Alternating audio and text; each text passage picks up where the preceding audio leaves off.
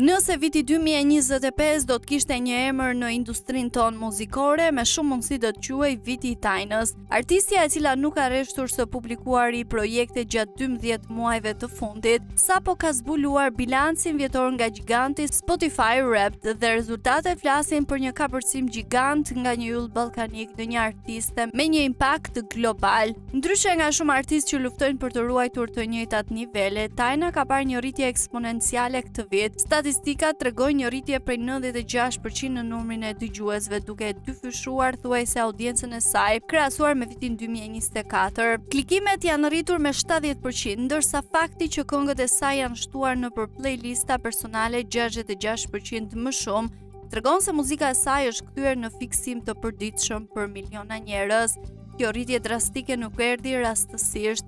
Ajo është rezultati disa lëvizjeve mat me bashkëpunime dhe hite që thyen kufijt. Me një vit kaq të suksesshëm pas krave ku muzika foli shqip nga New Yorku në Stamboll, Tajna ka vërtetuar se në 2025-ën nuk ishte thjesht një repere shqiptare, por një artiste eksporti nivelet elitar.